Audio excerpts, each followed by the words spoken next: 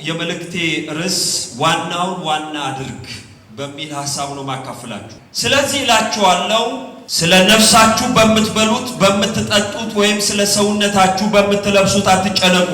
ነፍስ ከመብል ሰውነትም ከልብስ አይበልጥምን? ወደ ሰማይ ወፎች ተመልከቱ፣ አይዘሩም፣ አያጭዱም፣ በጎተራም አይከቱም፣ የሰማይ አባታችሁም ይመግባቸዋል። እናንተ ከነርሱ እጅግ አትበልጡምን? ከናንተ ተጨንቆ በቁመቱ ላይ አንድ ክንድ መጨመር የሚችል ማን ነው? እንዲህ ምን እንበላለን፣ ምንስ እንጠጣለን፣ ምንስ እንለብሳለን ብላችሁ አትጨነቁ። ይህንን ሁሉ አሕዛብ ይፈልጋሉ። ይህ ሁሉ እንዲያስፈልጋችሁ የሰማይ አባታችሁ ያውቃልና። ነገር ግን አስቀድማችሁ የእግዚአብሔርን መንግሥት ጽድቁንም ፈልጉ፣ ይህም ሁሉ ይጨመርላችኋል። ዋናውን ዋና ስታረጉ የሚያስጨንቃችሁ ነገር የሚከባችሁ ነገር ስለሚያንስ ጌታ ኢየሱስ ክርስቶስ ለደቀ መዛሙርቱ የሚያስተምረው ትምህርት ነው። እንግዲህ በብዙ ምሳሌዎች ስለ ጭንቀት ያስተማረበት ክፍል ነው። የማቴዎስ ወንጌል ምዕራፍ 5 ምዕራፍ 6 ምዕራፍ 7 ጌታ ኢየሱስ ክርስቶስ በብዙ አይነት መንገድ ደቀ መዛሙርቱን ያስተማረበት ክፍል ነው። ብዙ አይነት ትምህርቶች ጌታ ኢየሱስ ክርስቶስ ካስተማረው አንዱ ስለ ጭንቀት የማቴዎስ ወንጌል ምዕራፍ 6 ከቁጥር 25 ጀምሮ ደቀ መዛሙርቱን ያስተማረበት ክፍል ነው። በዛን ጊዜ እንኳን በዚህ ዘመን ሳይሆን በወቅቱ እንኳን ይሄ ጭንቀት በጣም አሳሳቢና በጣም ከባድ ጉዳይ እንደሆነ አመልካች ነው። እንኳን በዚህ ዘመን ማለት ነው። እና በዚህ ዘመን ደግሞ ልንማረው የሚገባ ጉዳይ ይመስለኛል። እንደውም ይሄ ዘመን አመልካች ነው። በጣም ስለ ልቦና አስተማሪዎች ብዙ የተነሱበት ዘመን ነው። በጣም ብዙ ሰው ስለሚጨነቅ ማለት ነው። ብዙ ሰው ይጨነቃል። እና 10 ከጭንቀት የመውጫ መንገዶች፣ 17 ከጭንቀት የመውጫ መንገዶች፣ የጭንቀት መፍትሄዎች ምናምን የሚሉ ነገር ትሰማላችሁ። ገበያ ወደዛ ስለሚያድላሉ። የጭንቀት መንስኤዎች ብዙ ናቸው። እሱን ወረድ እያልኩ ይነግራቸዋለሁ። ጌታ ኢየሱስ ክርስቶስም ደቀ መዛሙርት ውስጥ ያለውን ነገር በማየት ስለ ጭንቀት መጨነቅ እንደሌለባቸው ይነግራቸዋል።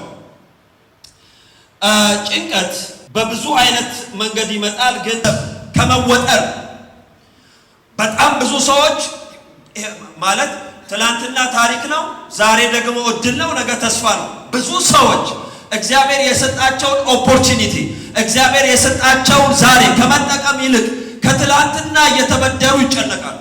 ነገ ደግሞ ተስፋ ነው አይደል? እንደምትኖር እንደማትኖር እኮ እግዚአብሔር ብቻ ነው የሚያውቀው። ነግሯቸዋል እንደ እግዚአብሔር እንደምቆዩ በጣም የሚጨነቁ ሰዎች አሉ። እውነት ነው። አሁን ባለው ሁኔታ፣ አሁን ባለው ክራይሲስ፣ አሁን ባለው ፖለቲካ እናንተ ከወፎች አትበልጡ። ይኸው በህይወታችሁ ውስጥ ጭንቀት የሚባል ነገር ከገባ እግዚአብሔር በወፍ ነው ምሳሌ የሚሰጣችሁ። ከእናንተ ባነሰ በወረደ ነገር እና ወረድ ብሎ ምን ይላል? ከእናንተ ተጨንቆ በቁመቱ ላይ አንድ ክንድ መጨመር የሚችል አለ? ምን ማለት መሰላችሁ? ተጨንቃችሁ የምታመጡት ነገር የለም። የሰው ልጅ ከሚጨነቅበት ጉዳይ 90% አይደርስም። የጭንቀቱ ጠባሳን ነው ይዞ የሚኖረው። በጭንቀቱ አማካይነት ወደ ህይወቱ የገባ ህመም ነው እንጂ ተሸክሞ የሚሄደው የሰው ልጅ ከሚጨነቅበት 100% 90% አያገኙም። ጌታ ኢየሱስ እንደዚህ አለ፣ ማንም ተጨንቆ በቁመቱ ላይ አንድ ክንድ መጨመር የሚችል የለም። ተጨንቃችሁ ከምታመጡት ውጤት ይልቅ አመስግናችሁ የምታመጡት ውጤት በጣም ባዶነት እያለ ክፍተት እያለ የጎደለ ነገር እያለ ስታመሰግነው እግዚአብሔር ስለ እናንተ መምጣት ይጀምራል። ጌታ ኢየሱስ ክርስቶስ መጨረሻ ላይ የሰጣቸው ምሳሌ በአበባ 3 ምሳሌ ነው የሰጣቸው። አንደኛው ወፍ ነው፣ ሁለተኛው አበባ ነው፣ ሶስተኛ ደግሞ አሕዛብ። አያችሁ፣ ከእናንተ በወረደ ጉዳይ በአበባ አበቦችን ተመልከቱ አለ ጌታ ኢየሱስ ክርስቶስ። ተመልከቱ፣ ሰለሞን እንኳን በክብሩ እንደነዚህ አልለበሰም።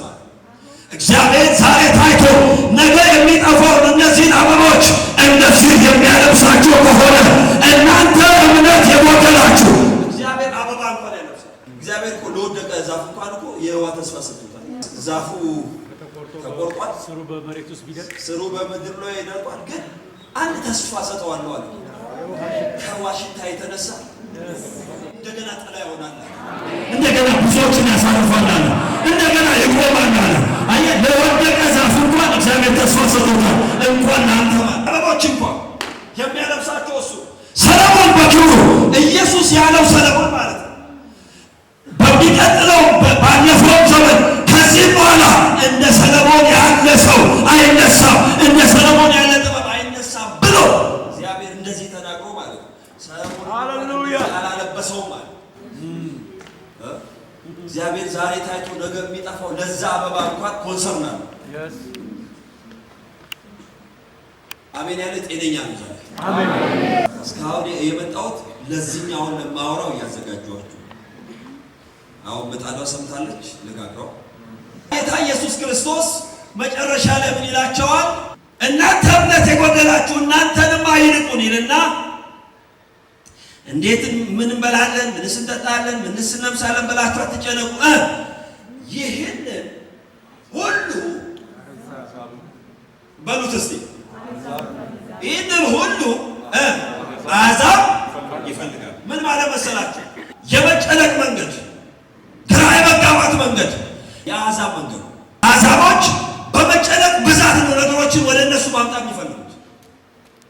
ስለ ልብስ በመጨነቅ፣ ስለሚበላ በመጨነቅ፣ ስለ ነገር በመጨነቅ የአሕዛብ መንገድ ነው። የእናንተ መንገድ እንደዚህ አይደለም። አሜን። የእናንተ መንገድ ዋናውን ዋና በማድረግ ነው።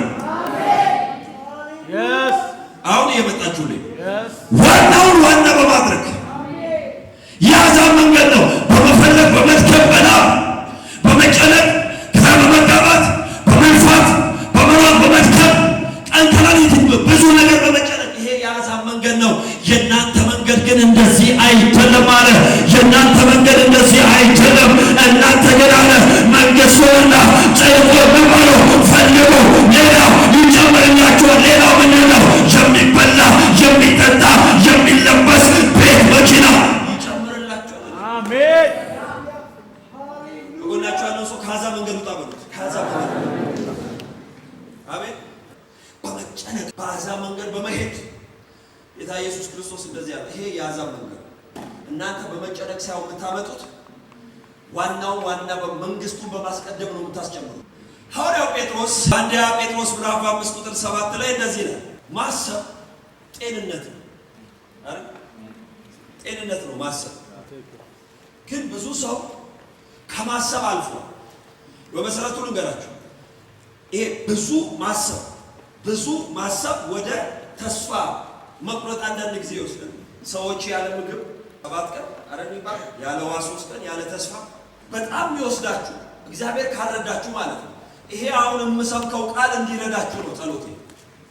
እግዚአብሔር ምስክር፣ እኔ ብዙ ሰው ይገጥመኛል መንገድ ላይ ምናምን ኦልሞስት በቃ ጨርሻለሁ የሚሉ ሰው ይገጥመኛል። በቃ ተስፋ ቆርጬ እና ይህንን ብለው ያንን ብለው እና መመኛውና ምኖረው እንትን አልገናኛለን የሚሉ ሰዎች የያዝኩትና የምኖረው ማልመው ነገር የማይገናኝ እግዚአብሔር የተናገረ ሌላ ነው። አሁን የምኖረው ተመሳሳይ 2016 የሚሉ ሰዎች አሉ። ተስፋ የቆረጡ ሰዎች። አንድ ሰው ሲናገር ተስፋ የቆረጠውን ሰው መንገድ ላይ አታገኘዋል። አንተንም ነው በቃ ኑሮ የለም ወደ ጌታ ቤት ይሻለኛል እንትን ነው አታገኘዋል። ዛሬ እግዚአብሔር እንዲያስፈልጋችሁ አሜን። ጴጥሮስ ምን ይላል? እንግዲህ በጊዜው ከፍ እንዲያደርጋችሁ ከኃይለኛው እጅ በታች ራሳችሁ ምን በሉ ይላል። ምን በሉ? አዋርዱ። እግዚአብሔር የጊዜ አምላክ ነው።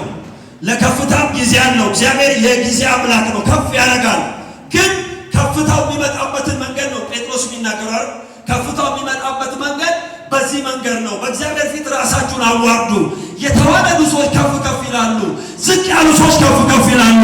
እግዚአብሔር ከፍ ከፍ ያደርጋቸዋል ብሎ ከዛ ወረድ ብሎ እንደዚህ ይላል፣ እርሱ ስለ እናንተ ምን ይላል?